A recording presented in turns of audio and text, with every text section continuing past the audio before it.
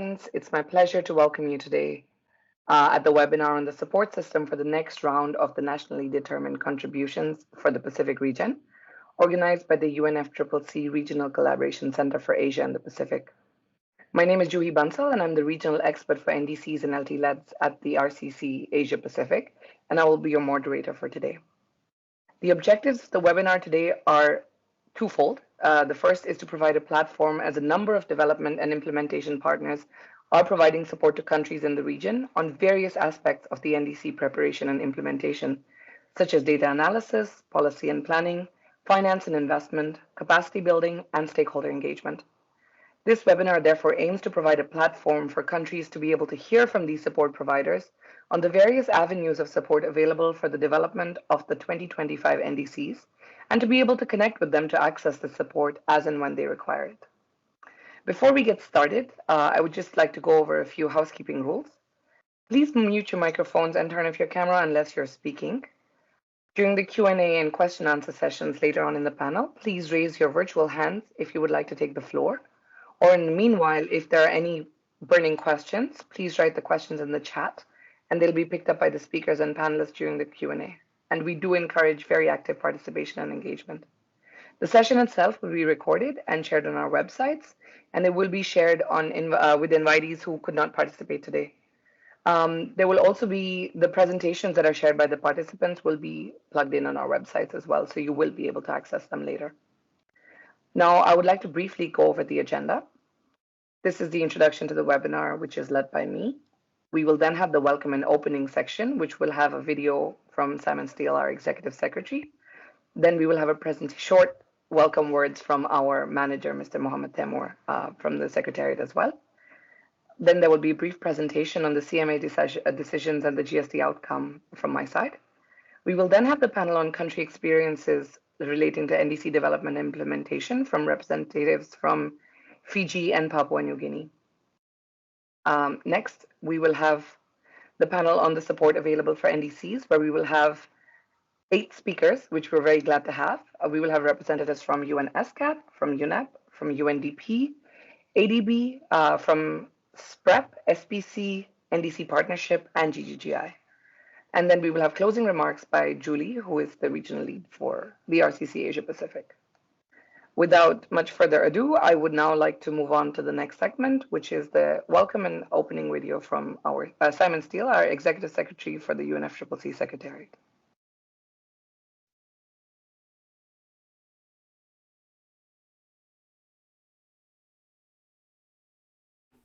I'm excited to speak to you today about putting together the third generation of nationally determined contributions, national climate targets and plans to implement them, or as many of my team are calling them, NDCs 3.0.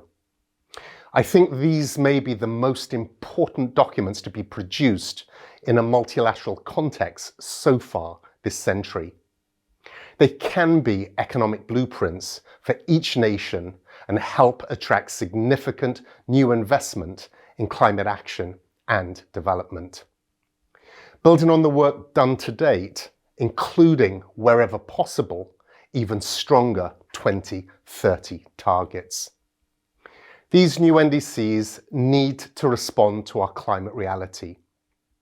The global stocktake showed both the significant progress we've made around the world and, unfortunately, how far we are off track. Without significant additional climate action, we'll blow through the target to limit global temperatures to 1.5 degrees. So these NDCs need to be more ambitious, covering more of each party's economy, and also more detailed, covering all greenhouse gases. For this to work, they need to be deeply embedded into national development plans. Different ministries, especially treasuries, need to input into them, understand them, and ultimately help determine them. This must be a process led by parties, although we are all here to help. And we don't have any time to waste. These new targets should be submitted 9 months before we meet in Belém for COP30. I understand that I am asking a lot, and it wouldn't be fair to make an ask like this without an offer. The global support community is geared up and ready to support you in your efforts to prepare new NDCs, and the UNFCCC Secretariat stands with you as your partner. Throughout this year, the UNFCCC Secretariat, in partnership with sister UN agencies and over 50 other key players in the NDC support community, including development banks, bilateral agencies and think tanks, will prioritise efforts to support parties in preparing and communicating new NDCs by early 2025. We'll work with the resident coordinators to galvanise their political connections and promote action at country level. We'll engage parties to explain what is needed, how it can be achieved, and who can help. This event will provide you with crucial information on the support available to parties with a wide ecosystem of support partners. We look forward to working with you all. Together, we must turn the vision of Paris into reality. NDCs 3.0 are our last chance to course correct. I thank you for all your support.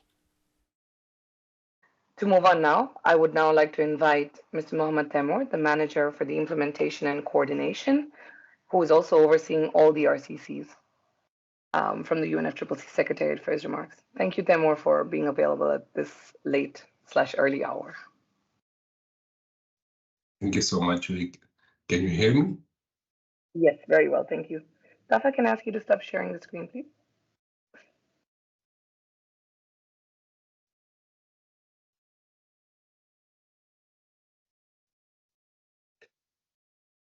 Colleagues, friends, ladies and gentlemen, it is my pleasure to be here today with you at this important event. 2025 is a critical year. This is the year that ratchet mechanism of the Paris Agreement truly kicks into high gear. This is the year that parties have to submit new NDCs, which are to be progressively more ambitious than current NDCs. This is the year that we advance by leaps and bounds on global effort to bend the emission curve and to increase our resilience. For many of you, this will be the third time that you are producing these documents. This work is incredibly valuable, and the experience and expertise that has been accumulated in ministries and government agencies over the last more than 10 years is a solid foundation to build upon. NDCs are not only geared towards raising ambition, but they are also the vehicle to signal what the priority of the countries are. We are guided by the temperature goal of the Paris Agreement, and we need to keep 1.5 within the reach. To achieve this, NDCs need to be technically sound, country-owned, and country-driven, linked with sustainable development, fit for purpose, and very importantly, implementable and financeable. Over time, both countries and support providers are enhancing their capacity to make those important synergies more effective and more actionable. As mandated by the outcome of the global stocktake, organization in a position to do so, and the Secretariat, including through its UNFCCC regional collaboration centers, are invited to provide capacity building support for the preparation and communication of next nationally determined contribution. The UNFCCC regional collaboration centers are uniquely positioned to first facilitate this regional coordination for the next round of NDCs, working together with regional partners and organizations. Second, facilitate support to countries and provide matchmaking platforms and opportunities for both NDCs preparation and implementation. And third, elevate the regional and national priorities to the global stage, which are crucial for the effective NDC implementation. In today's webinar, you will hear from countries on their experiences and from support providers working on the NDC in the Pacific region. We encourage you to engage with the support community on both NDC implementation and preparation, to have robust commitments, investment plans, and roadmaps in 2025 to accelerate climate action and sustainable development. Today's webinar is the first of many events which RCCs will be organizing in 2024 and 2025 to support the road to NDC 3.0 in different regions. More information on future events will be provided in due course by the Secretariat and other partners.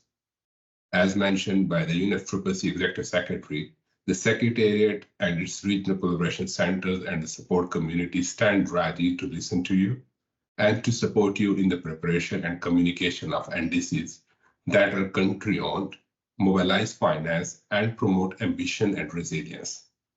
I thank UNFCCC Regional Collaboration Center Asia Pacific for their efforts in bringing us together today, and I look forward to the discussion. Thank you. Thank you very much for those remarks, and especially at this hour again, but this is the most important time for all of us to come together in line of the importance of the NDCs in the coming year. So I very much am grateful for your comments at this moment.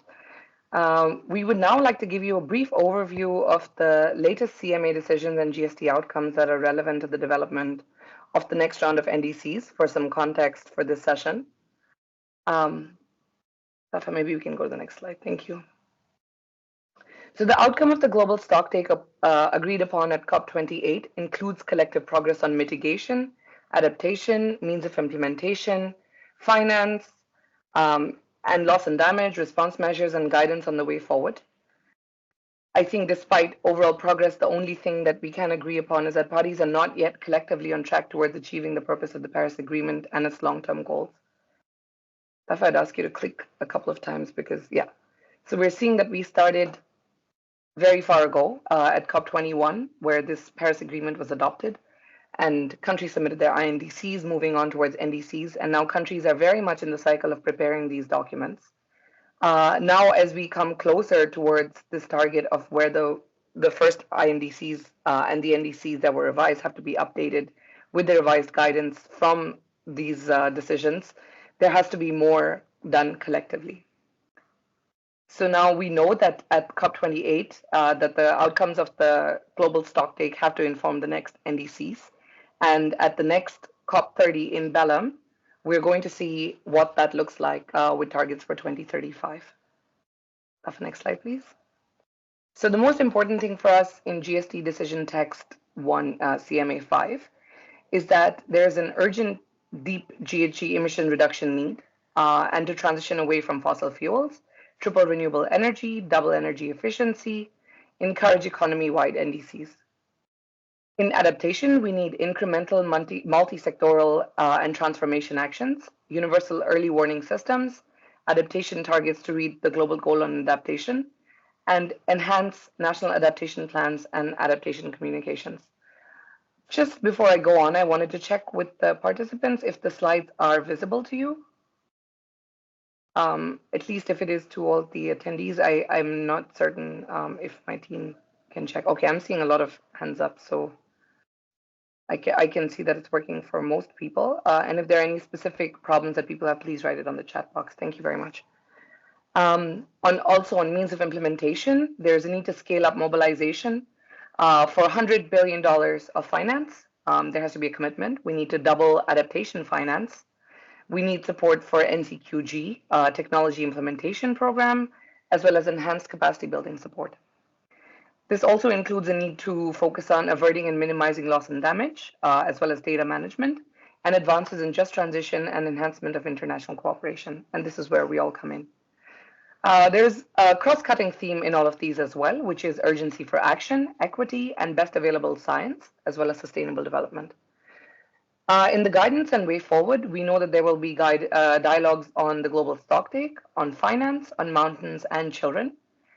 We will look at the revision of NDC and the long-term strategies with long-term low-emission development strategies.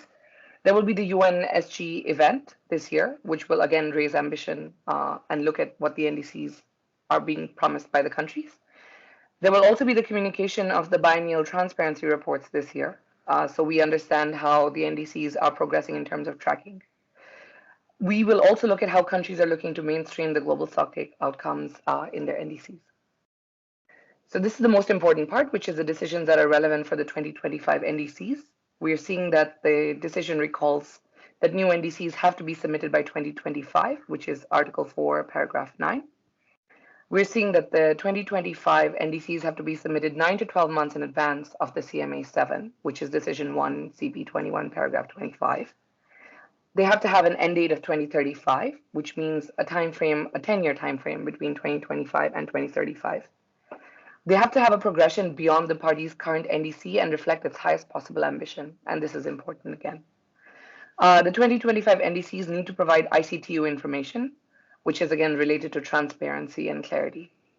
They need to use adopted accounting approaches, and the parties need to provide information on how the preparation of the NDC has been informed by the outcomes of the global stocktake, as mentioned before. And there's an encouragement to align the NDCs with the long-term strategies. Importantly, I think for the Pacific also, that the capacity challenges of the LDCs and SIDS have been noted in terms of preparing and communicating NDCs, and this will allow for some flexibility in that regard. I think this is all from my side. Now I would like to move on to the country experiences panel, where we have representatives from Fiji and Papua New Guinea today, who will share their experiences on the key lessons learned during their NDC preparation and implementation as well, and highlight priority areas where they require support in the development of these 2025 NDCs. We will seek to hear from them on two questions mainly. Firstly, what are the key lessons from the last round of the NDCs that will inform the next round? And secondly, what are the key areas and priorities where capacity building can enhance the next round of NDCs? So firstly, I would like to give the floor to Mr. Philemini Ralogavao, the Acting Director from the Climate Change Division, the Ministry of Environment and Climate Change, Fiji. Thank you very much. The floor is yours. Thank you very much, Juhi. First, I'd like to just take this opportunity to thank the Secretariat for the invitation to be part of this webinar and share some experiences that Fiji has learned through this process. So in regards to the first question on some of the key lessons that we have learned during this the last round of NDCs and how it can inform us in the next round, one thing that we have come to realize is the importance of accurate data for evidence-based decision-making, and also in raising ambition, which requires clear and informed decisions based on robust data and institutional arrangements that were unavailable during the previous NDC update. So some of the things that we had experienced was data fragmentation, trying to coordinate within the different partners and stakeholders, and at times the barriers that exist in accessing this data for whatever reasons. High uncertainty in GHG inventory. So the importance of stakeholder inclusion and consultation, greater coordination is required to deliver the NDC and also to track its progress. The stocktake of mitigation and adaptation actions reveal a lack of financial and technical capacity to achieve the ambitious targets of the first NDC.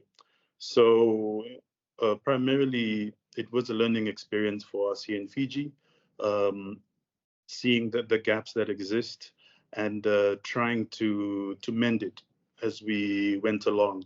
But there were a lot of lessons now that has enabled us to do a better job, and we have built the capacity as well and the institutional arrangements with the various ministries with the data sets that are required, that we have learned from, and this has also been integrated as part of our Climate Change Act, which we hope will assist us in addressing some of these issues with a higher mandate of legislation being there to be able to guide the work that we do. Do you want me to move on to the second question, or we'll just focus on the first? No, please go ahead.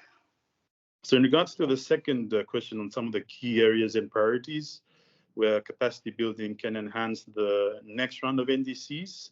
So primarily legislation. Fiji has enacted its Climate Change Act in 2021. This act has been enacted by Parliament, and now we are in the phase of implementation or enforcement, where we have to ensure first that we have the capacity, we have the institution arrangements, and the relevant relationships that need to be in place first before we start enforcing it. And a lot of the work has been ongoing, and we should be seeing some variable outputs from this. So the Climate Change Act 2021 now mandates permanent secretaries, the heads of different ministries or bureaus, to collect sectorial data and report to the Climate Change Division under a centralized monitoring, reporting, and verification system. This is currently being developed through the CBIT project. Secondly, is the establishment of a permanent secretary level committee referred to as the National Climate Change Coordination Committee, or the N4C, as we like to say here, to oversee climate change related decision making, building the capacity of the committee and making them aware of the NDC. And third is the assignment of climate change focal points. This is a very important lesson that we learned through the years, is building these focal points in various ministries so that we can override the bureaucracy that exists in government in trying to get work done in a shorter period of time and being more accessible to data that is limited to some ministries. So this focal points would drive climate change adaptation, mitigation, and the ocean work that the Climate Change Division is responsible for under its specific thematic areas. And importantly, building the capacity of these focal points around the requirements of NDC tracking and GHG reporting. So to build national capacity for data collection, develop GHG inventories, undertaking modeling for climate actions, and developing mechanisms and capacity to track NDC implementation. Lastly, implementation projects from an NDC investment plan and project pipeline, and to look for systems to build the projects to implement these ready stages. Thank you. Thank you very much. Thank you very much, Mr. Philemoni. I think it's very important that you've pointed out these issues, which I am quite aware of are not just unique to Fiji, especially when it comes to data, and the fact that there is a lot of fragmented data and there is capacity that has come externally at times, and there's still greater need to build capacity internally within all ministries and within all the different departments that are required in this giant and very holistic NDC process indeed. So thank you very much for pointing out, and for also pointing out the importance for institutional arrangements and for it to be centralized and legitimized and mainstreamed through legislation. And it is very laudable to note that Fiji has passed the Climate Change Act, which will lead to greater mainstreaming of these very necessary actions across different ministries and therefore help with institutional arrangements. We've also heard that there will be a request in terms of looking at capacity building for national data collection in terms of focal points and how they can better collect data and also indeed disseminate data so that it can be accessed by other ministries and other people that are in those positions to need it. Thank you very much. I would now like to invite Mr. Jason Paniu, the Manager for Measurement, Reporting and Verification Division from the Climate Change and Development Authority from Papua New Guinea. Thank you. Can you hear me? Yes, I can. Thank you very much. Great. Thank you. So yeah, thank you very much for giving us also the opportunity to share our experience from our last NDCs and also highlight some of our key priorities for our next NDCs. Just to give a brief background, we submitted our our first NDC was submitted 2016, and then we submitted enhanced NDC 2020. Mitigation targets were mostly from the energy sector and agriculture, forestry, other land use sectors. We also included adaptation actions into our NDCs. That's from the agriculture, health, transport, and infrastructure. So, in terms of some of our key lessons that we've learned during the preparation of the last NDCs, I think first of all there is coordination. This was a good probably in terms of how we coordinated with the line agencies and also private sectors in terms of to develop the NDC actions or targets. That's not only at the technical level. I think also we also had some good buy-in from the high level decision making. So that was some of the key lessons that we learned, and we hope we can replicate that for in our next updating of NDCs. Another one is to ensure more stakeholder involvement, similar to coordination. Um, Getting them involved in this process, understanding the whole purpose of NDCs, the Paris Agreement, how they all link together, ensuring that they properly understand that, because at the end of the day, they are going to be the ones implementing these actions in their line agencies, also the private sector, and collectively that can belong to achieving the targets that we set out in the NDCs. Another lesson, I think this is more at the technical level. Um, lesson that we learned is learn by doing, and I think that's a key one here. Basically, because I mean, past experience, not for NDCs, but also other climate change reporting, climate change policies. You have, we have consultants doing this work, and then there's no transfer of knowledge to the line agencies, the respective agencies. So for the NDCs that we we prepared or developed, um, the consultants sort of provided guidance to us, the relevant sector agencies. So provided the overall guidance while we are the ones that were involved in the actual development. So it's very easy for us now once the project is sort of, and it's easy for us to understand and inform, in terms of implementation. Okay, this is what targets are, those actions. So I think that's also a key lesson that we learned, and we hope to replicate that in our next lot of NDCs. Now jumping on to the second question on key areas, priorities for capacity building. I think the first one there is sort of enhance institutional arrangement, enhance coordination. Because the next lot of NDCs, we're gonna be expanding the scope, because as per the rules, we're supposed to go sector-wide sort of targets. So new stakeholders are gonna be identified, and they're gonna also require some level of capacity building in terms of understanding what NDCs are, those relevance of NDCs, how it contribute to overall Paris goals, that sort of capacity building is needed. Now, not just for the technical, likewise also for the eye level, to get them eye level decision makers. The second sort of key priority area is now mostly on the technical level now. So we would require some level of some capacity building in terms of doing mitigation assessments, as well as sort of adaptation assessments, because we cannot set our targets that require some level of assessments, and this sort of area is we require some capacity building. In addition to that, we also require some level of capacity building for to do some cost benefit analysis, financial analysis. Um, I think to identify what actions can be conditional and what actions can be unconditional, and how we can sort of leverage that funding, that level of capacity, technical capacity we would need. And I guess the last one there is the actual monitoring of the NDC targets. I think it's one thing to set the targets, but also another thing to monitor. Yeah, and I'm sorry, I forgot one. That's to do with the actual implementation. I think uh, finance sort of being a main issue here, but in terms of implementing. So I think some level of capacity building on how to access available finance to implement our actions. I'm going to leave it at there. Thank you very much for giving us the opportunity.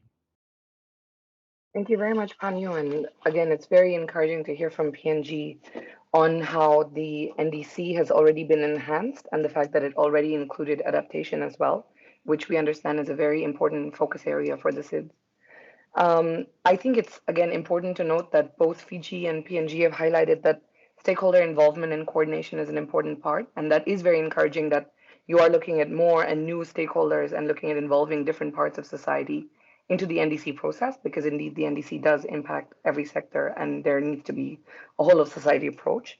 And we have noted, in fact, that now the NDCs are moving from this idea of earlier external consultants coming and helping with the preparation and the lack of data knowledge that was happening towards the ministerial side. But now that if these NDCs are indeed country owned and country driven, that is a very encouraging sign as well. We also note that there is articulated by you a need for greater technical support in terms of assessments for both adaptation and mitigation, in terms of mainstreaming finance and capacity building for accessing finance for implementation, as well as a focus on monitoring, reporting, and evaluation, which indeed is more important to set concrete targets for the next round of NDCs. Thank you very much to both of you for your insights and for your inputs, because we do need them from the countries to also tailor our support and to understand exactly what you want and help us deliver on that. Thank you very much. Now I move on to the next panel, which is on the capacity building support on offer. So the Global Stocktake invited organizations in a position to do so, and the Secretariat, including through its regional collaboration centers, to provide capacity building support for the preparation and communication of the next NDCs. And this webinar is primarily aimed to showcase the support that is available for NDCs for the countries, specifically in the Pacific region. So development organizations will now briefly present what the support is on offer and that is available, and how countries can reach out and connect with partners. And I will, just for the interest of time, reiterate that we can maybe have a brief 5-minute intervention from each panelist to allow time for questions and answers. I will first like to hand over to Ms. Andy Fong Toy, the head for UN SCAP, Sub-Regional Office for the Pacific. Just allow me a moment to share your presentation. Thank you very much, Julie. While you're finding the presentation, just to acknowledge the invitation and the opportunity for SCAP to participate in this webinar this afternoon. So while you just bring up the first slide, in the interest of time, I'll just begin to give a bit of background.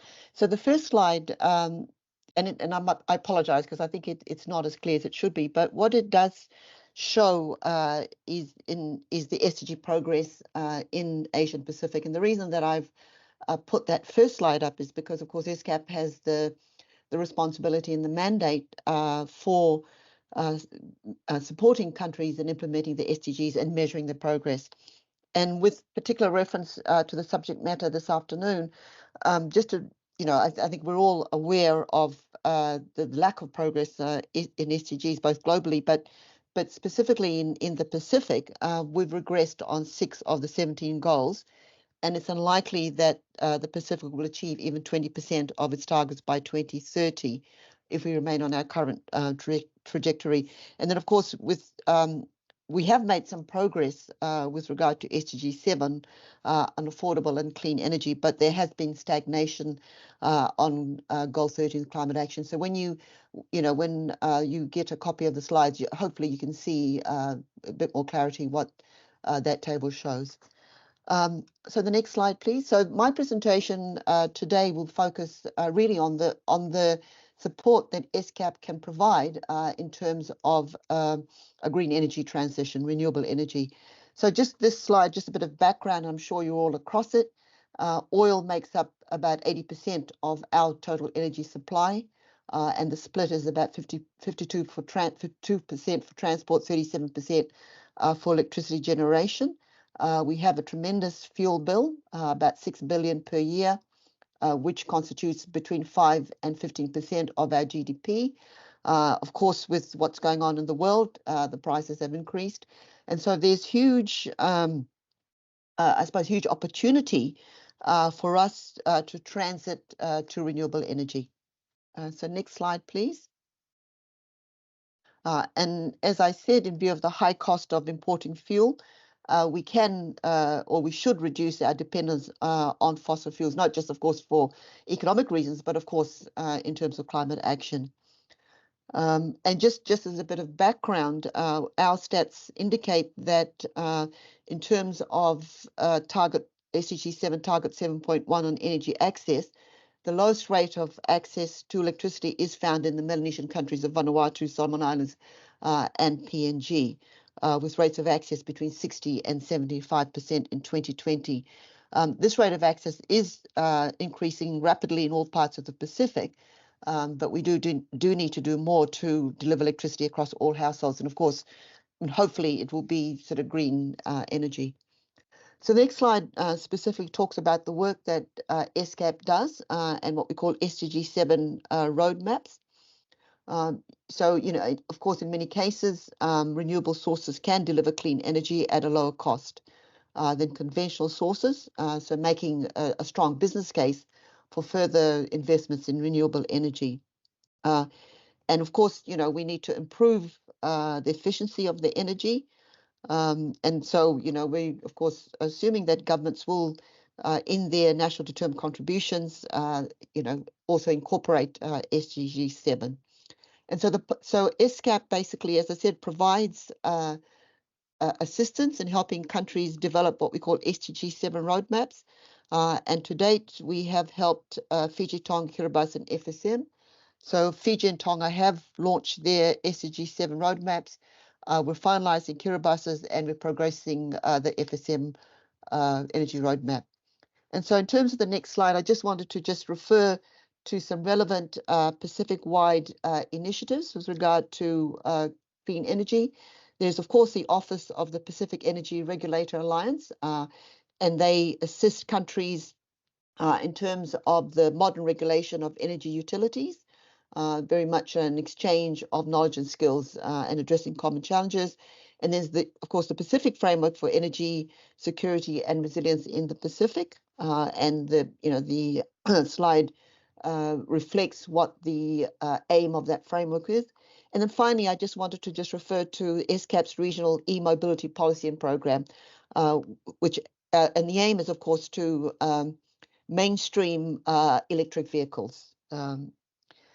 And so, you know, there is an opportunity if countries in the Pacific are interested to contact ESCAP and we can provide assistance in terms of, you know, national policies, for example, and accelerating that transition towards electric mobility.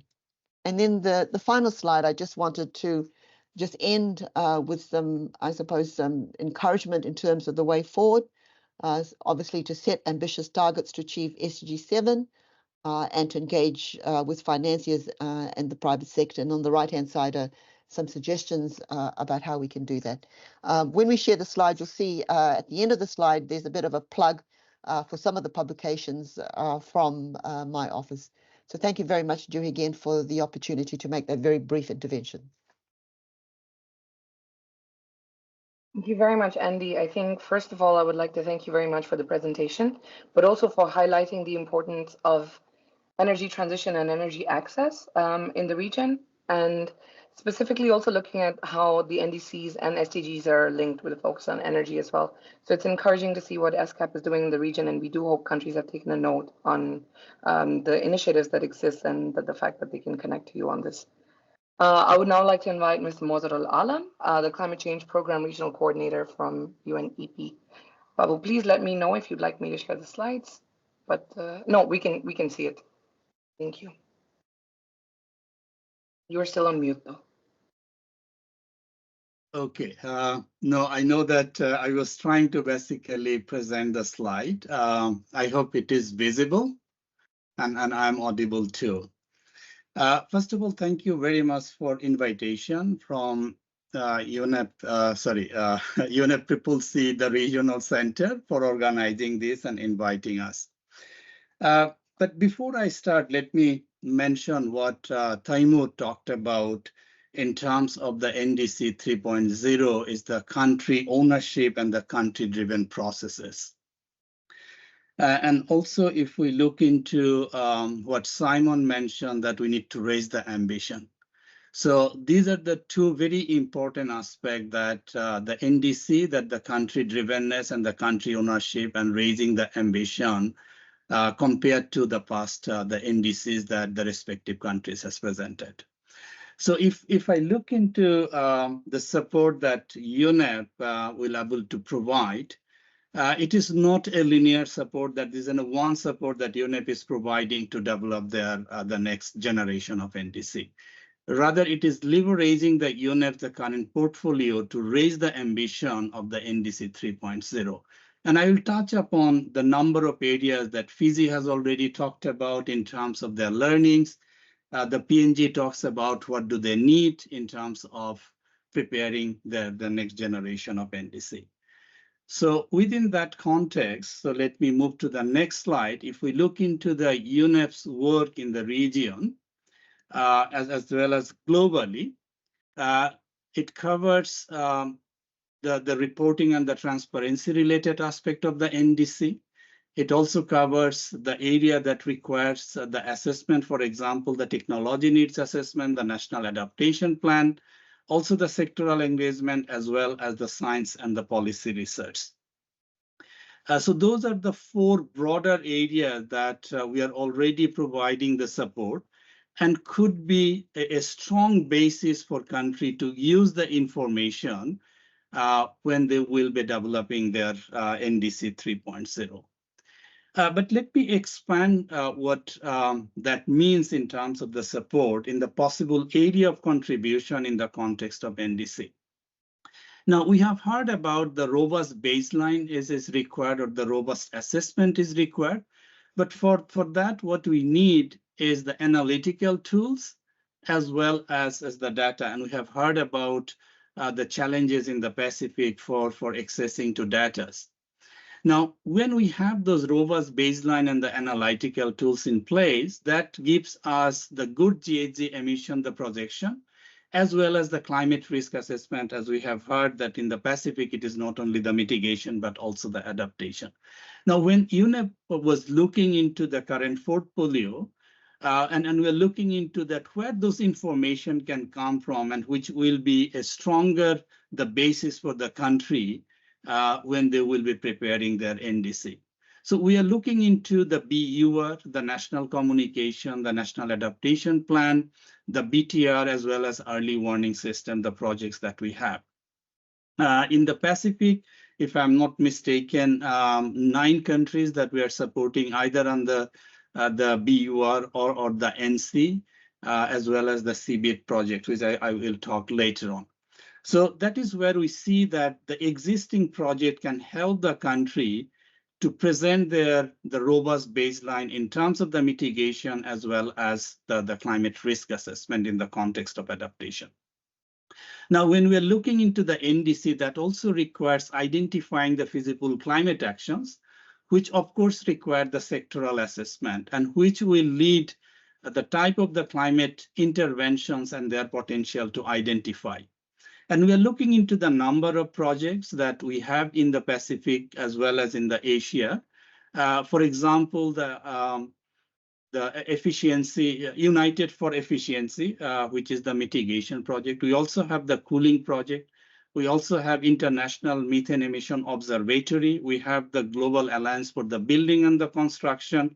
We have heard from the ESCAP colleague about the e-mobility. We are also supporting countries on the e-mobility, the land use and the land use changes, the RED. So number of the initiatives which are going on and could be a very good basis when the countries will be thinking about the sectoral assessment and the kind of the intervention that then they can basically incorporate into their NDCs and what is the potential.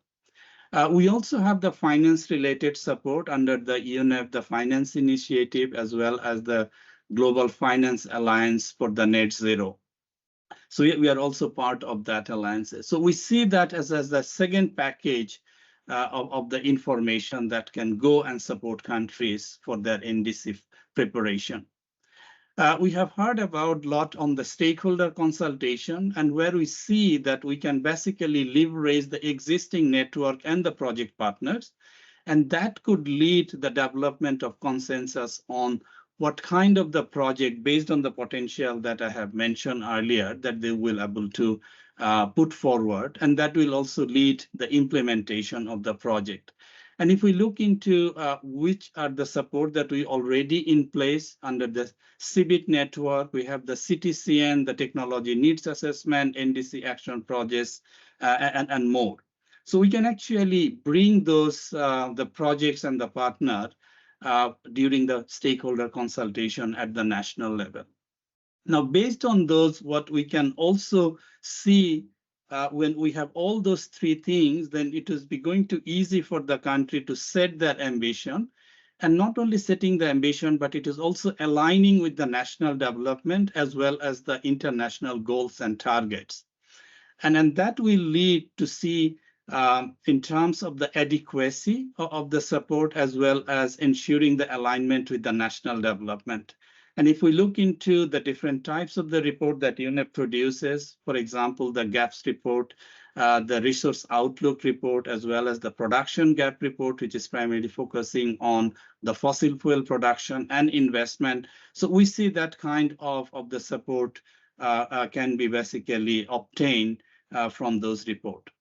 Now, the last one, we also heard about the implementation, but it is also important that how we prepare for the implementation. We have heard about the financing required. So preparing for the full implementation is also important, and that requires developing the action plan and building the institutional capacity. And we have heard about the institutional capacity as a need. And this can be provided through the NDC action project, the towards the Zero Carbon Asia, CBIT, and the NAP.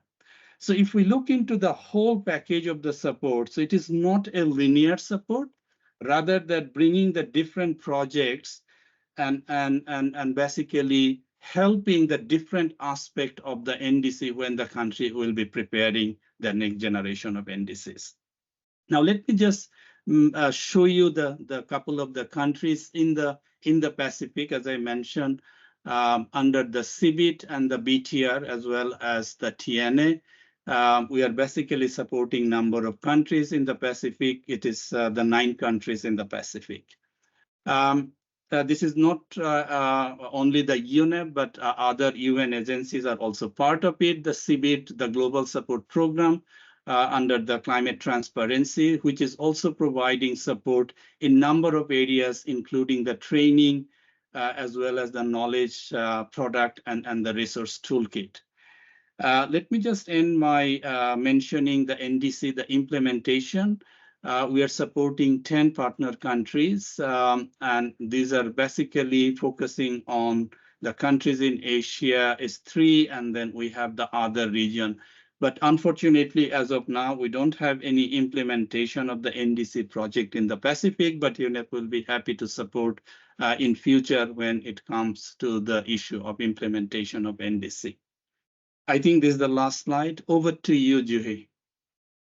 Thank you very much, Babu. I think it's really important to see that UNEP is supporting the NDCs quite holistically. So starting from the tools and data-based support, so technical support on baselines, then looking at sectoral assessments, stakeholder consultation, setting ambition through targets, as well as developing plans themselves. So the countries can indeed reach out to UNEP to get support for the NDCs. Thank you very much. I would now like to move to Mr. Krib Sitatani, the Regional Coordinator for Asia Pacific from the UNDP Climate Promise. Thank you, Julie. Okay, let me move to, can you see my slide? Yes. Okay, perfect. So here we are again. Thank you once again from UNFCCC Secretariat for inviting us to share what support we can provide from UNDP. So here we are again with the Climate Promise. As many of you are probably aware, UNDP previously has provided support to developing countries across the globe under the banner of the Climate Promise. So with that initiative, we've successfully supported about 125 countries in developing their NDCs. So we are right now, today is officially and kind of an unofficial soft launch of the NDC UNDP Climate Promise 2025. So what that is essentially we are aware that with record record temperature in last year 2023, the world can't really afford to delay being decisive or to provide half measures. moving forward. So that's really the clear message that we share with the UN Secretary General, and also we want to convey this, that we UNDP will stand ready to support you in this regard. But before we move forward, we want to take a look back a little bit of what we've accomplished from the first generation to the second generation and what we hope to do for the third generation. So back in about 2015, 2016, the aggregated impact of all the NDCs would result to about 3.5 degree. But after, in from COP26, we reduced this by 1 degree to about 2.5. What we're trying to do with this, as the UN Secretary General, UNFCCC Secretariat, and everybody is trying to support, is to see how the development partners can support governments and the world reach a 1.5 degree ambition by the 10th anniversary of the Paris Agreement. So that's basically what we are trying to do at this moment. So what is the climate promise? It is similar to the previous climate promise, but with the more strategic aim to really support the third generation of NDCs. As Juhi has described earlier, what the NDC 3.0 is and where it should be, what we're trying to do is really to help raise ambition to reach 1.5 degree goal target. So what is in the climate promise? It divided into 3 pillars, the main 3 pillars, the first being ambition, acceleration, and inclusivity. What is ambition? It's really raising ambition on mitigation, adaptation, looking at finance, looking at political will, and linking up with nature-based solution as well. Acceleration, how do we drive finance into actually achieving the NDC targets of previous NDCs and the future ones as well? And also looking at how to really integrate different components of this. Inclusivity is because we want to make sure no one's left behind, looking at just transition and really increasing capacities of government and our partners. So the area of support really breaks down into 4 parts. First being the stock take of where things are, what are the measures, what are the targets, what financial mechanisms are there and flows, what kind of coordination are in process and inclusion. And then we look at in terms of really coordinating and really bringing buy-ins to raise this ambition and really enhance the NDC. And thirdly is basically target setting and policy alignment, trying to align all these work into place and then looking at the costing as well. But as we're currently, since this is a soft unofficial launch, we're officially launching in late April, very likely last week of April in New York. We're also in UNDP still fundraising for this support. So right now we're able to provide support in two phases. From now to around September is when we can support on national stock take. Remember how I talked about a little bit about the 4 steps. The first part of the initial support will be focusing on stock taking. And then later on, as we are able to roll out additional support, we'll move forward with the coordination and enhancement and really costing moving forward. So that's a quick wrap of what we are offering for UNDC's Climate Promise 2025. And if you have any questions, please check out our website, climatepromise.undp.org, or contact me in my email in here. And over to you, Juhi. Thank you very much, Krip, and indeed for the soft launch for the Climate Promise 2025. We are quite certain that countries will be reaching out to UNDP because, as you said, they already accessed the support previously in the previous cycle for the NDCs. So it is encouraging to hear that this is being rolled out again for this year, and the fact that phase 1 is already open to countries to access in terms of beginning with the national stock take to look at where they can go with the next NDCs. So I do encourage countries again to reach out to CRIB or to UNDP in general. Thank you. I would now like to invite Kate Hughes, the Principal Climate Change Specialist from the Climate Change and Sustainable Development Department of the Asian Development Bank. Kate, the floor is yours. Please let me know if you'd like me to share the slides or if you'll do it from your end. If you could share them, that would be much appreciated. Sure. So thank you very much for having me and good morning to everyone, or good afternoon. Maybe just while the slides are loading. So ADB is now the Climate Bank for Asia and the Pacific. At the end of last year at COP, we launched our new Climate Change Action Plan. And as a key focus as part of that action plan, there is now a much greater recognition of the importance of ADB playing a role upstream in supporting the policy and institutional and enabling environments related to climate change. So that work was already ongoing in ADB, but there is now a much greater recognition that this is also the way that ADB can engage to develop its country programming and pipeline. And so in this way, we can also support countries to help to bridge the critical gap between NDCs, NDC implementation, and how projects and investments are being identified and entering pipelines of MDBs, but also other financiers, including private sector. And so we're very pleased as part of that to explain a little bit about our technical assistance.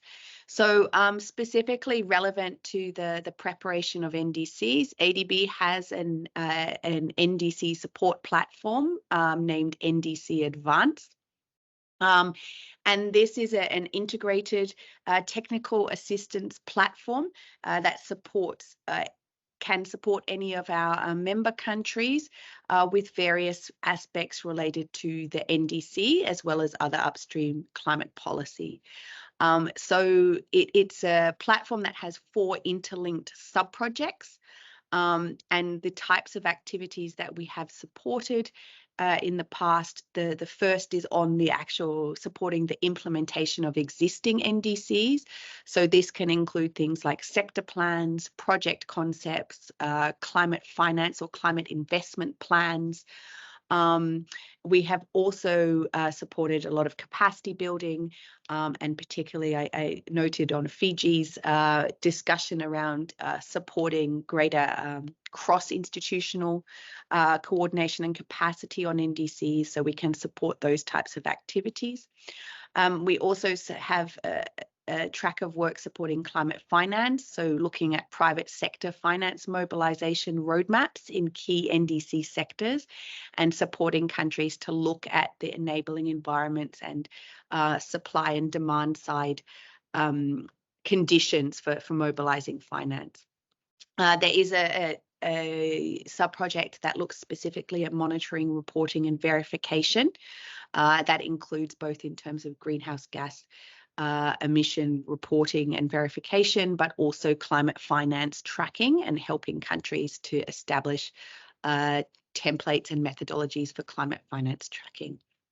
And the last sub-project is specifically related to adaptation, which may be of relevance to many of our Pacific colleagues, and that's looking at helping on generating adaptation investment pipelines and overcoming some of the difficulty of identifying bankable adaptation projects related to NDCs. And so under this platform, we can also support NDC revisions. We're currently in the process of trying to attract further funding to the platform, but there is some funding still available. 22 countries have been supported or are currently being supported under the platform, but we would welcome discussions with any countries interested. Next slide, please. We also have a planned regional capacity building workshop coming up in June. It will be in Sydney, Australia, for our Pacific member country delegates. So ADB will be in touch shortly on the invitation process for that workshop. That is a part of a series of regional trainings. So we have already conducted 4 regional trainings for the other regions, 3 for the other regions in ADB, South Asia, Central, West, Southeast Asia, and this is the last one for the Pacific. So NDCs support, long-term strategy support, climate finance, private sector investment, adaptation and resilience are all part of that integrated multi-day training. So just to flag that that's another opportunity coming for capacity building. So please reach out if you would like details of that upcoming. Next slide, please. Another area of potential support that is coming, so this is not directly related to NDC revisions, but obviously a critical aligned topic is around long-term strategies. Some of you may be aware that at COP28 last year, the multilateral development banks launched a joint MDB LTS program. And so the program serves as a platform for MDBs to better coordinate efforts in terms of supporting countries to formulate and operationalize LTS. So there's a target of 250 million to be raised. It's in initial fundraising mode, but the first batch of funding is available. So just to flag in terms of being relevant to the Pacific region that this is not only about long-term low emissions development strategies, but also long-term adaptation and resilience pathways and supporting countries to develop capacity and also long-term planning relevant to their national context and specific circumstance. So that's a third area of support that may be of interest to our delegates. Apart from these fixed technical assistance, ADB is obviously very interested and willing to support countries. We really recognise the challenge of implementing existing NDCs, and particularly on closing the gap between NDCs and finance. And this is a particular area where the multilateral development banks can play a really important role to bridge that gap. So thank you again for the opportunity, and please reach out anyone that would like to have a further discussion. Thank you. Thank you very much, Kate. It's very important for, I think, the countries to hear about the opportunities for finance specifically and the important role that the ADB is playing for the region and the sub-region in terms of mobilizing finance and connections to the private sector to be able to not just develop, but also implement the NDCs to actually see some action on the ground. Thank you very much. I would now like to invite Ms. Vanda Fasua Chanting, the Technical Advisor for SPREP from the Pacific NDC Hub. Thank you very much, Julie. Can you just give me a thumbs up, please, that you can hear me? I can hear you, thanks. Would you like me to share your slides? Yes, please. So I just wanted to turn my camera on to say hello to everyone before I turn it off, because the internet is a bit slow at this time of day.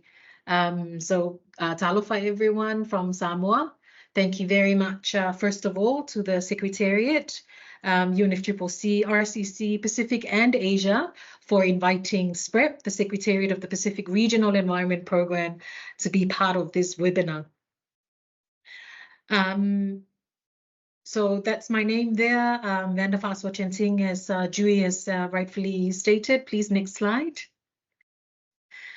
So I just wanted to put that slide up there, as a lot of our donor partners are aware, but also good to have some of our country representatives on the call on this webinar. With the first round of NDCs in 2021, mainly from the Pacific, it was on the energy sector. And for the second round of NDCs, there's now a whole lot of other sectors included by the countries from the Pacific region. So I've just kind of outlined some of the most commonly appeared sectors in our Pacific NDCs, the enhanced ones, the second NDCs. Next slide, please, Julie. Thank you. So we were given 2 questions, and I must say that it feels great to be amongst rich, very rich, wealthy partners. SPREP and the NDC Hub may not have the same amounts of funds, but we try our best to use the resources that we have access to implement the NDCs in our region. So my presentation today is kind of twofold, because I am a NDC technical advisor for the NDC Hub in Fiji, but I am based here at SPREP. So part one of this presentation, therefore, is on the Pacific Regional NDC Hub. I see that my colleague Amit, who's coming up after, who's presenting after this presentation, will be able to say a bit more on this. But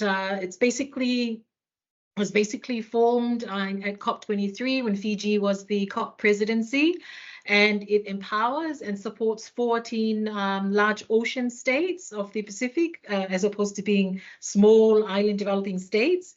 And that 14 includes our colleagues from Fiji and Papua New Guinea. We also have Cook Islands, Micronesia, Kiribati, Palau, Nauru, Niue, and of course Samoa, Tuvalu, and Vanuatu, Tonga, and the Solomon Islands.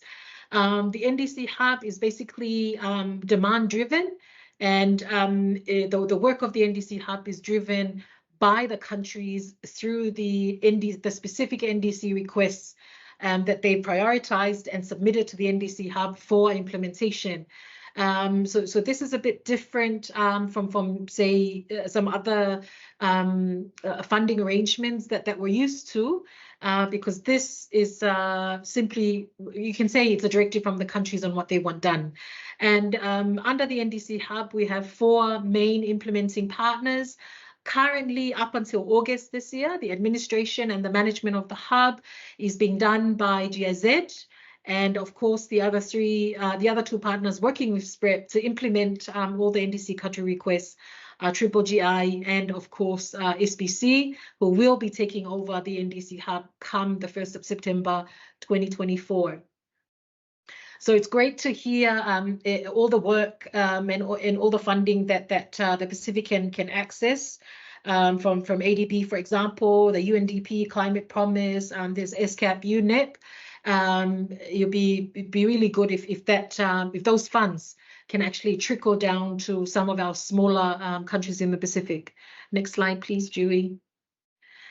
And so this is what the NDC Hub has been able to do so far since its inception. Review of NDCs for our 14 member countries, depending on what they've requested, developing new NDCs, and some of these new NDCs have also come with the NDC implementation roadmaps, as well as project pipelines, which then provides great assistance to the countries as they go out to fundraise for the implementation of their roadmaps. There's also been MRV, and the NDC Hub constantly provides training and technical assistance in some of the thematic areas when it's requested by the countries. Thank you, Kate. Yes, that's definitely needed. And so the second part of my presentation, I just wanted to share a bit of what SPREP actually does in the region. So that's the vision there: resilient Pacific environment, sustaining our livelihoods and natural heritage in harmony, of course, with our very different cultures. The principal concern of SPREP is climate change, of course, and we've got our cross-cutting theme there across all the areas of work that we do, the ocean.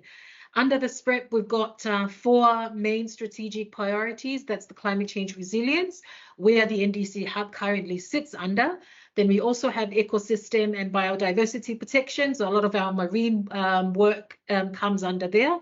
Then we have the waste management and pollution control. As some of you are aware, there's been a lot of plastic pollution within our region, so that work also comes directly under that division of SPREPs. And finally, we've got the environmental monitoring and governance, which is also important to ensure that what we're doing is working for our people and our environment. Next, Julie, please. So that's the support there. As with SPREP, we work with every other crop agency around the region to assist in the implementation of NDCs, for example. There's also NAPs, the National Adaptation Plans. But all the work that we do, be it mitigation or ocean or waste, they're all guided by national plans and frameworks. So in terms of NDCs, we're guided by national energy and transport sector plans and frameworks, for example, but an overarching framework is one of regional importance, such as our 2050 strategy for the Blue Pacific, as well as the framework for energy security and resilience. And we're always, SPREP is always looking for opportunities to work with donor partners, other crop agencies to capitalize on proven technology, for example, in the region, promote other technologies, conduct research and pilot new technologies, specifically in terms of the energy space. Thank you, Julie. Next slide. So SPREP is also direct access entity to the Green Climate Fund. So this is where we're open to countries sending through requests. So the request normally comes through a focal point. And once that communication has been made, then there is a consultative process to ensure that whatever concept note SPREP and of course our other partners come up with, we work together to come up with the concept notes. Whatever then is submitted to GCF, we make sure that that is in line with the request that has come through our member countries. So we've also got CFAN there, providing some of the technical ability that's needed for a lot of these concept notes that need to be submitted. Next slide. So this one slide here for the NDC Hub, our member countries, 14 member countries are quite aware. Every 2 to 2.5 years, there's a window open for the NDC focal points in each of our countries to submit specific NDC requests that they require as part of their national priorities.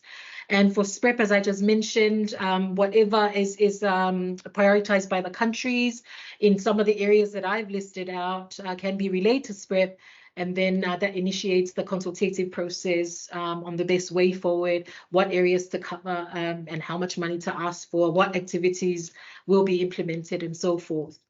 And I think that brings me to the end of my, sorry if I've gone over 3 minutes, Julie, but thank you very much. Thank you very much, Wanda. It's absolutely fine. We just want to allow some time for questions, but I do believe it's very important for the countries to hear that the Pacific-led and driven networks are equally important for accessing finance, and indeed that they can be the access point for even accessing greater finance, such as from Jeff, as well as CFAN. So we do recognize and acknowledge, and in fact, pay some gratitude to the role that SPREP and the Pacific Regional NDC Hub are playing. I would now like to invite Mr. Amit Singh, the Project Development Specialist from the Pacific NDC Hub and from SPC. Thank you, Julie. Bula all, my name is Amit Singh, and I'll be going through quickly to provide a brief on the support available for the countries from the NDC Hub and also from SPC. So my colleague Venda has already, provided much of the information regarding the support we provide through the NDC Hub. Next slide, Julie. Yeah, okay. So my colleague Venda has already provided a lot of information about the support that is provided by the NDC Hub, and so I will focus on the support that the countries could get from the SPC moving forward. In addition to the support that is provided through the NDC Hub, the countries could get the support from SPC and its technical divisions, in accessing their existing capabilities to further implement the NDCs. And these capabilities at SPC are mainly mainstream through the SPC's climate change flagship program, and include collaboration with other technical divisions in SPC, which include, for example, energy and geoscience division, where our energy team sits in and support energy-related work in the region. Land resources division, where the agriculture team sits in and they support climate smart agriculture work, forestry work, and other work that are related to our food sector. The human rights division, the PICRI division, where the human rights and gender and social inclusion support could be channeled through. The fisheries division, and finally the climate finance division that helps countries develop concepts, concept notes, and also prepare them to access climate finance. Now, how the countries could reach out for this support? There are several ways they could do that. One of them is through the NDC Hub, and as Benta has alluded earlier on, a call for country request will be launched and communicated to the country focal points for the submission of country priority projects to the NDC Hub. And details for this call will be shared with the focal points in coming months. Through SPC, the countries could reach out to SPC through the existing projects they are having with SPC, and also through their contacts in SPC in various divisions, and also through various regional offices we have in Micronesia, Melanesia, and Polynesia.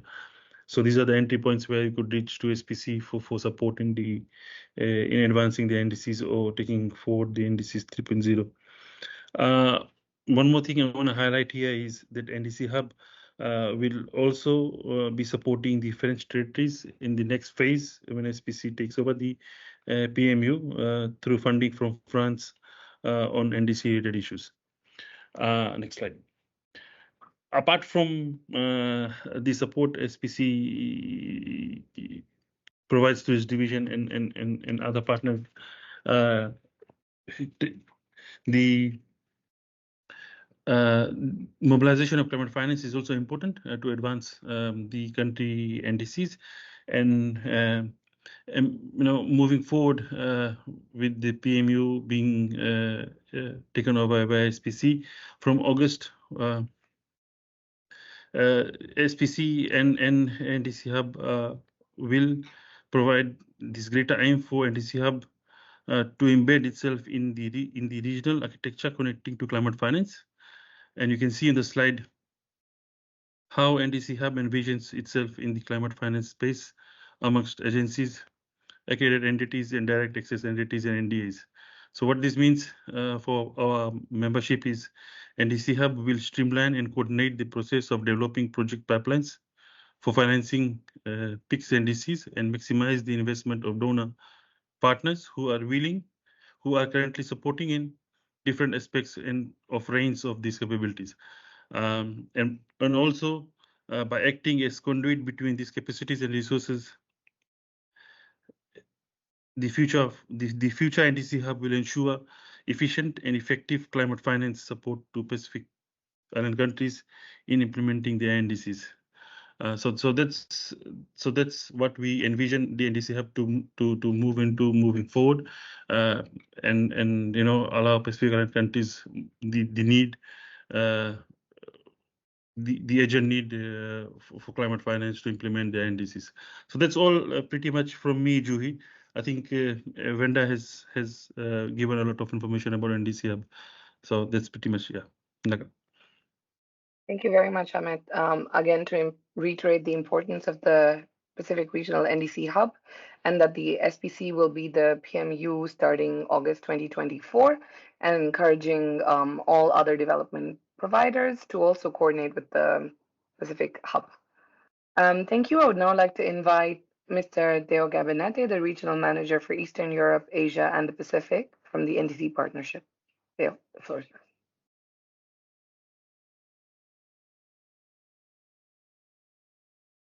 Hi, good morning, good afternoon. Thanks, Yui, and thanks to the UNFCCC for inviting the NDC Partnership to also share our thematic support for NDC LDS alignment update and enhancement. So let me know if you can see my slides already. weekend. All right, thanks. So I'll skip that. So before I begin sharing what the support is all about, I just want to give a quick background in terms of where is this coming from. So as many of you will probably worked with us for the past 5 years already, during the 2020 NDC update cycle, we, in anticipation of that update cycle, the NDC Partnership launched what we call as the Climate Action Enhancement Package, or CAP, which is a limited term initiative by the NDC Partnership to help countries ramp up ambition in the lead up to the 2020 revision of NDCs. It was designed to deliver targeted fast-track support to countries to enhance the quality, increase ambition, as well as enable the implementation of their NDCs. Support was deployed through implementing partners, including institutional associate members of the partnership, as well as non-members. And in the Pacific, we work side by side with hub implementing partners such as SPREP, SBC, GGI to ensure there is full alignment of CAP with the rollout of the first phase of the Pacific NDC hub. Implementing partners provided countries directly with customized TA, technical assistance, using their own resources, projects, and programs, and where needed, also applied for additional funding resources from the technical assistance resources that we're managing through the NDC Partnership. And through CAP, we were able to deploy over $55 million in support globally and supported about 67 developing member countries in their NDC update efforts. And this support, again, just to highlight, was delivered through the technical and financial contributions of about 46 partners, which illustrates really the impact of the partnership model.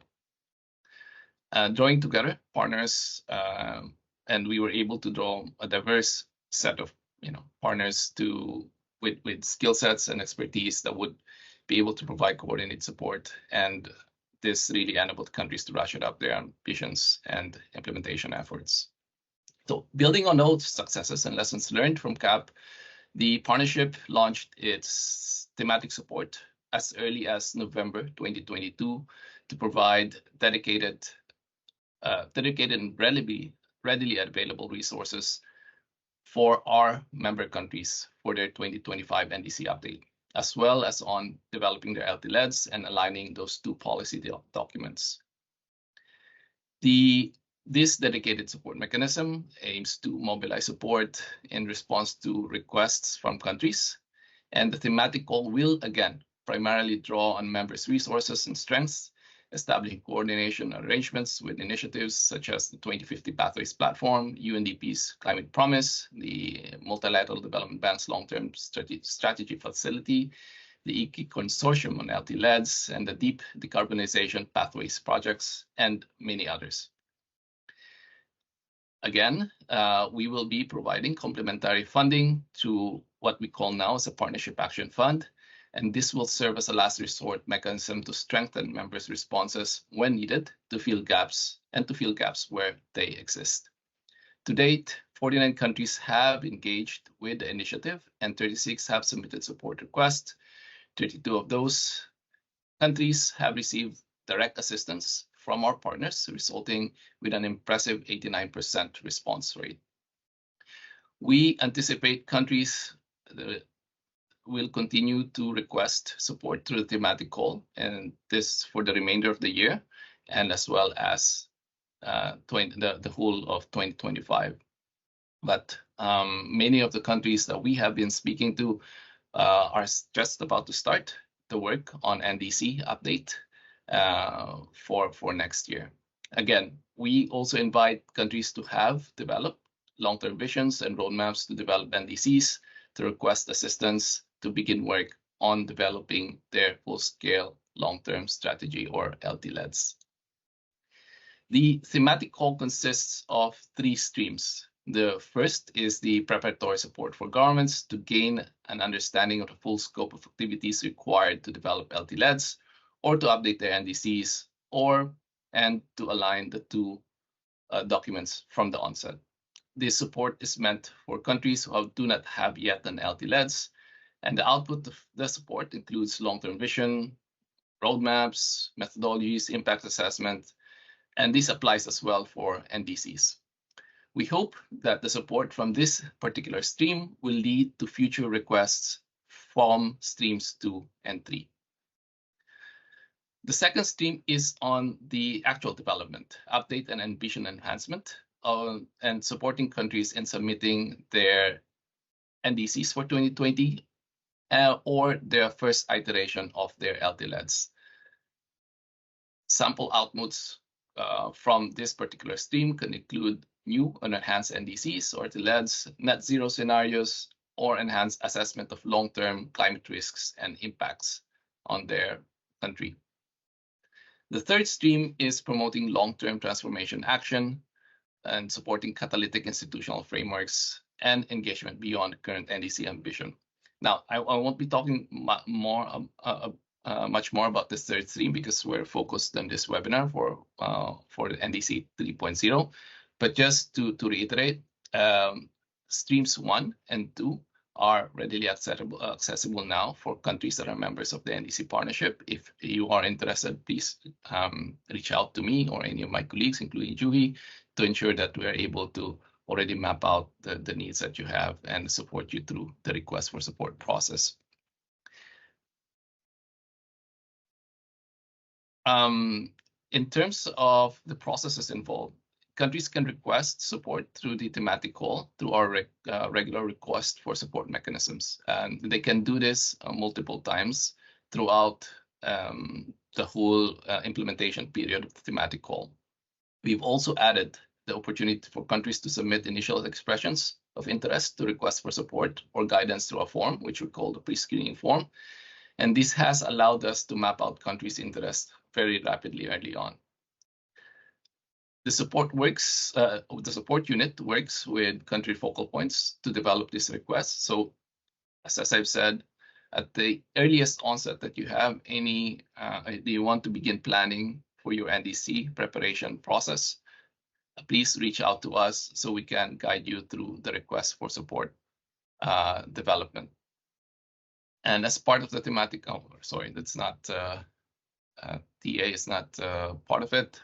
So once full requests or support are finalized, they are shared with all NDC Partnership members through our regular RSL circulation. And at this point, implementing and development partners could respond to or work together with the country, and the support unit, which is a secretariat of the NDC Partnership, will help coordinate the timely implementation of this work and ensure that multiple partners can engage with the country to the thematic call.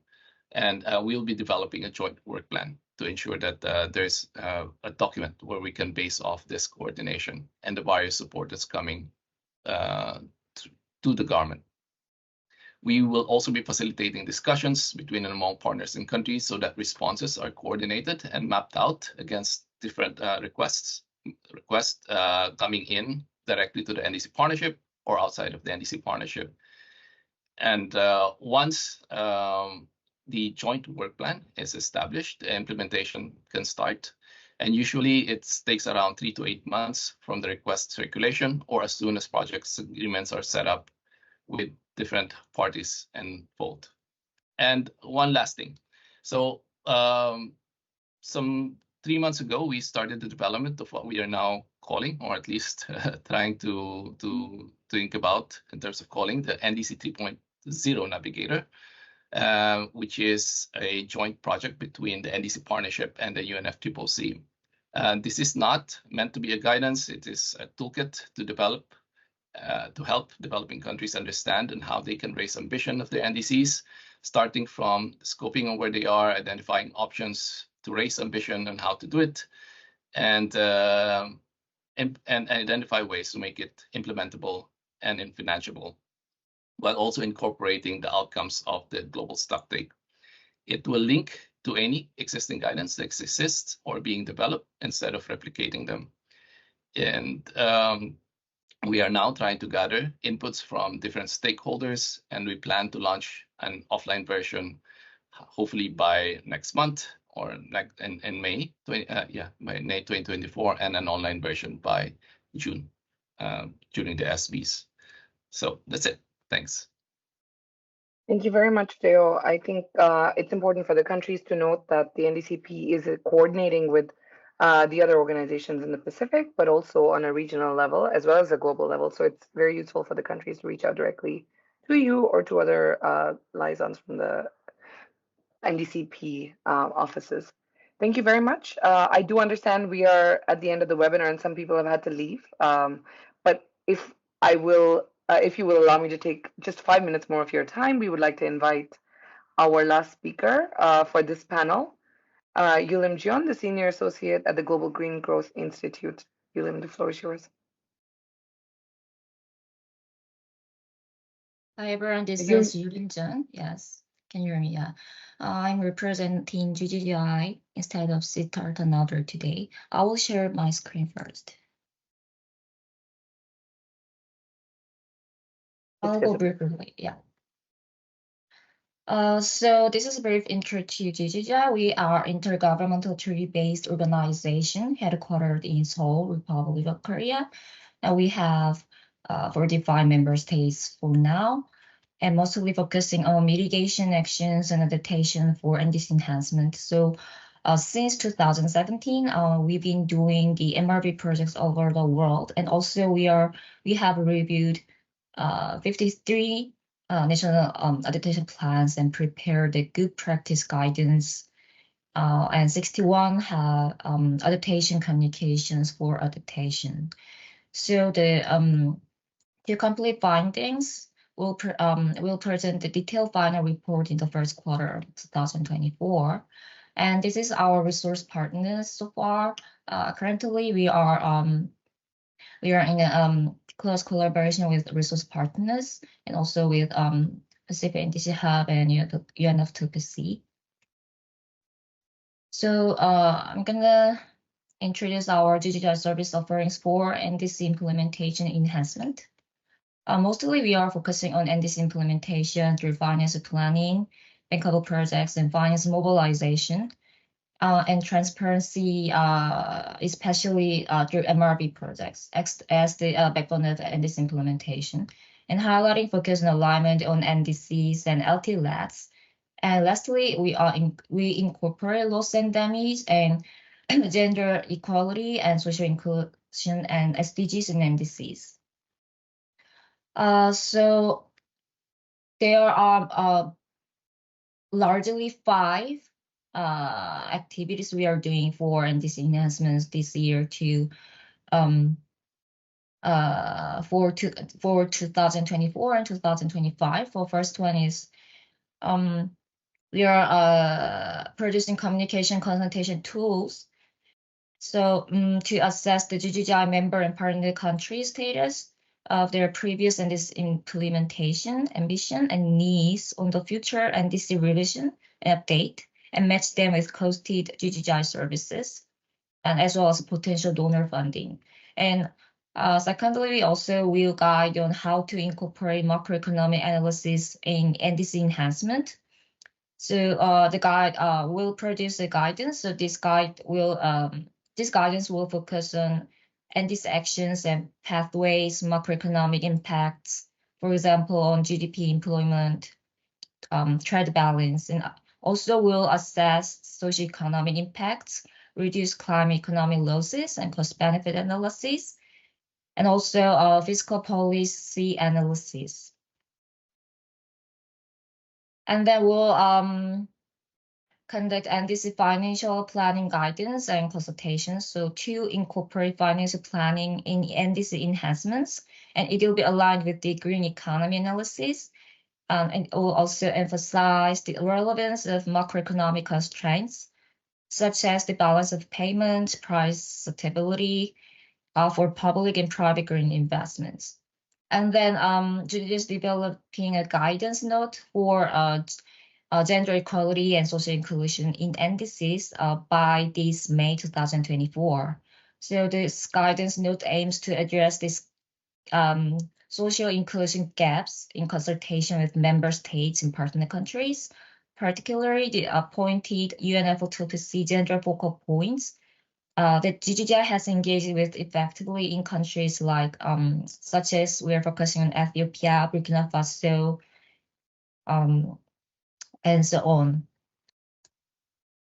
And then during the last interagency meeting with Development and Implementation Organization on the NDCs 3.0 by the UNFCCC in March, the link to the SDGs was one of the issues highlighted to be considered in enhancing NDCs. So we have our own green growth simulation tool, which is GGI's own developed green growth simulation tool that assesses SDG alignment and co-benefits. So we are improving this tool to cover the social inclusion dimension of the Green Growth Index framework, and also to improve the tools uptake in NDC enhancement.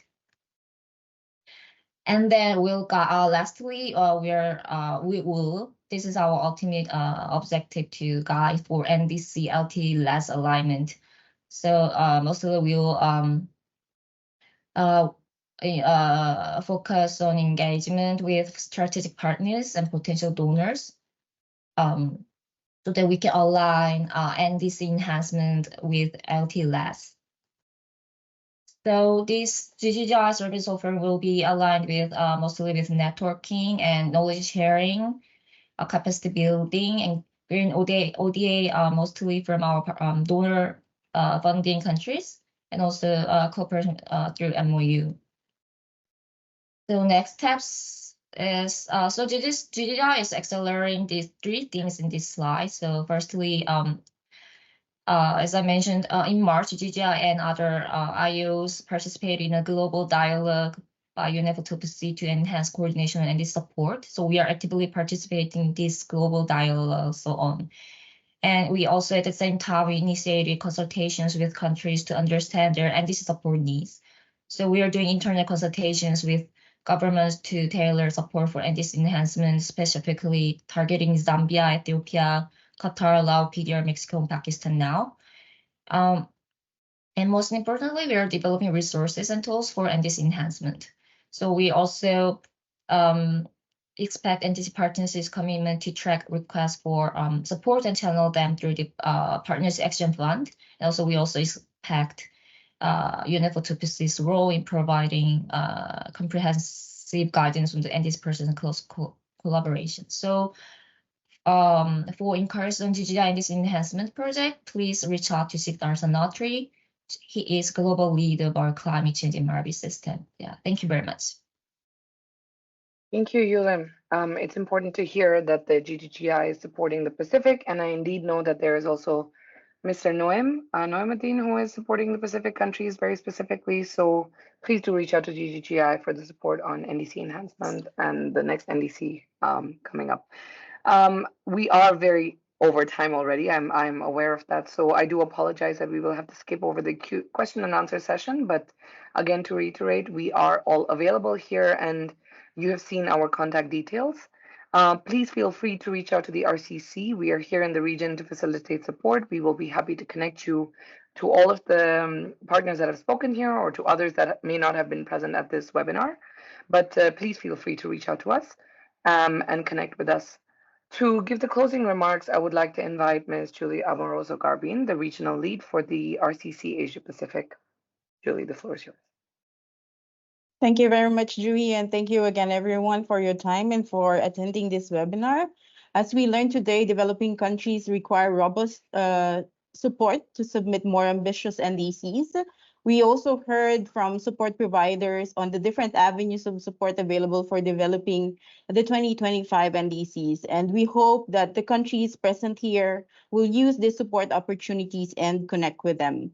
The support providers' presentations have also highlighted existing projects covering different work streams and alignment with the SDGs and other frameworks, which could be leveraged to ensure a more ambitious NDC 3.0. We encourage countries here present to do the same mapping of these existing projects and initiatives at the national level, and look at the landscape and leverage existing networks and partners. As mentioned by our manager earlier in the call at the opening remarks, one of the main objectives of this webinar is to create a platform for development organizations in countries to engage, share information, and identify potential avenues of collaboration. And based on the discussion in the chat, I would say that we have somewhat achieved our objectives in this regard. Indeed, a well-coordinated approach at the various levels to support the NDC 2.0 implementation and NDC 3.0 preparation and communication is critical, not only to capitalize on available support from development organizations, regional centers, and partnerships, but also to avoid duplication of efforts and to leverage partnerships. It is also crucial because it helps enhance the ownership of NDCs at all levels and by all stakeholders, making it a whole of society engagement. On the next steps from the UNFCCC side, we will run the same webinar for Asia tomorrow. We will share with you the information, and we would appreciate if you can share these information with your networks. We will continue to build the momentum toward 2025. And as you have heard earlier, several capacity building initiatives are being planned for the region, which will take which will happen in different formats, including webinars and in-person workshops. And we will keep you posted on this. The upcoming subsidiary bodies meeting in Bonn this June could also provide opportunities for countries to engage further with the Secretariat. And the UNFCCC Regional Collaboration Center for Asia and the Pacific is available to respond to any queries and connect you to relevant support providers.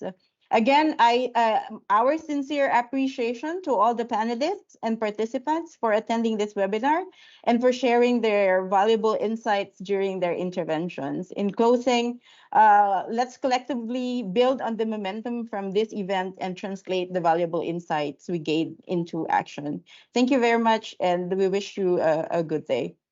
And perhaps, Juhi, before we close, if we can maybe do a photo session. Thank you. Thank you very much, Julie. I was just about to suggest, can I request everyone to switch on their cameras for a moment so we can try and get a photo for the webinar, because this cannot be done in person always. And I think we're getting better at the online modalities. Thank you. I think, Ayao, would you be doing this for us?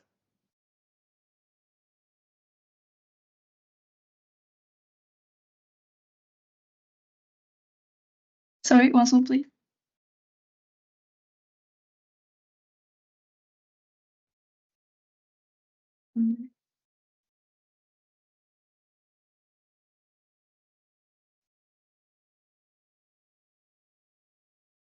Okay, I will take a picture.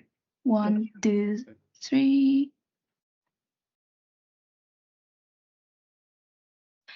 Perfect. Thank you. Thank you very much. Thank you all. Thank Thanks. you. Have a good day. Thank you very much. Bye. Thanks. Bye-bye.